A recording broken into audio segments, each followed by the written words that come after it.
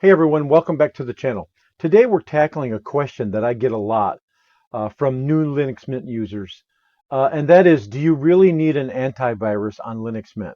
And if you do, which one should you use? How do you install it? And how do you run scans? So I'm going to break that all down for you today.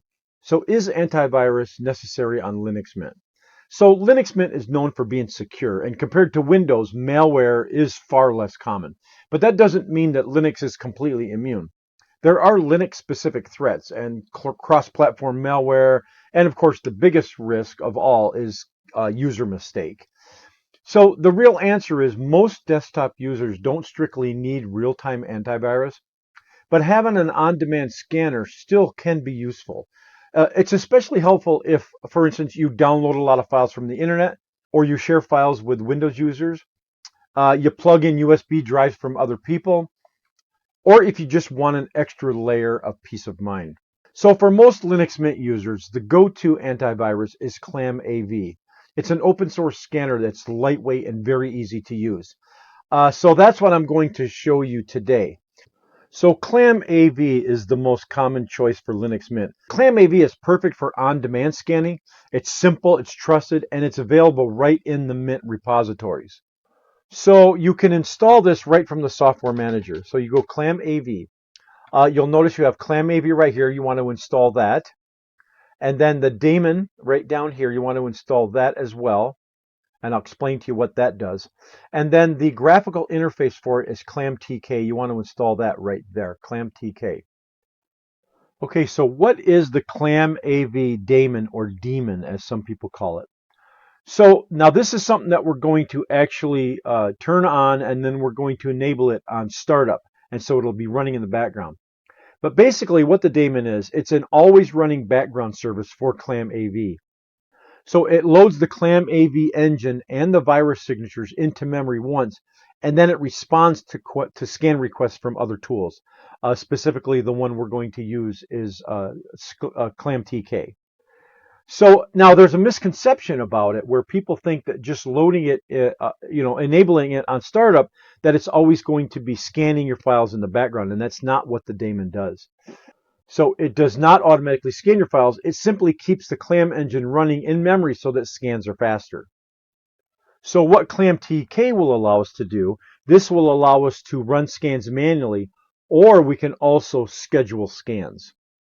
So to start the service, what we want to do is go to the terminal. And then we want to type in sudo, and we want to go systemctl start ClamAV -daemon. And it's going to ask me for my password. Okay, so now that daemon is running. Now, if we want it to run on boot, what we do is we go sudo systemctl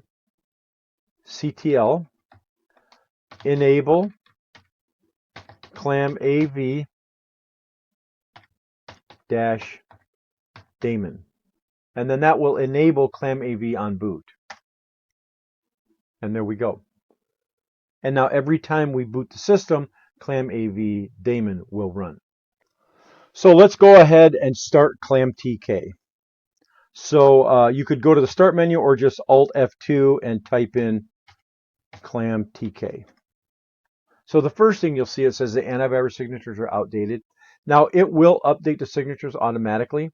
So if we go to update, you'll see it says you are configured to automatically receive updates. So let's just let it do its own thing. I'm just going to hit back. And then the next thing we want to do is we want to go to settings. And then when you're in here, I always turn on scan files larger than 20 meg and then scan directories recursively. In other words, if I start a scan from one directory, it'll scan all the directories that are within that folder. So it won't just scan the folder itself. We want to make sure that's turned on. And then, of course, it says check for updates to this program. So now from here, if you want to do a scan, you can, of course, scan a single file. But I want to scan a directory. So let's just hit scan a directory. And you'll notice that it automatically defaults to home. So if I want to do a manual scan of a certain directory, of course, I would pick the directory and then hit OK. But let's just go home and we'll hit OK. and then it'll start scanning that whole home directory and all of the folders within that directory as well. And so I stopped it, and it says file scanned, and then possible threats 0. And now you can also schedule, if you want to, schedule a scan.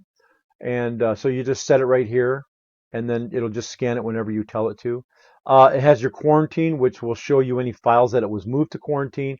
The network, you can scan the network, and then you can add a whitelist for scanning. And then it'll give you your history right here. And then the update assistant, you can actually add a signature here. So I would like to update signatures myself. So yeah, it's better just to leave it on automatically receive updates. So once that is all configured and set up, it's really simple to scan a folder. You don't have to go to the menu and open up ClamTK. It puts a selection right in the right context menu. So if you right click, you'll see it says scan for threads. So if I want to scan that home folder, all I have to do is right click on that home folder and scan for threads, and it'll scan that whole system. And that is all there is to this. And so this is just kind of going to give you a peace of mind as far as your Linux Mint system goes. Yeah, like, most people will say you don't need a scanner, but I do have this installed. And sometimes when I'm doing a lot of heavy work, I will go ahead and scan, especially if I'm doing work for other people. They'll give me flash drives and stuff. And then I, of course, just quickly do a scan. I firmly believe that it's a good idea to have it. Other people may argue that you don't need it, but you know what? Better to be safe than sorry.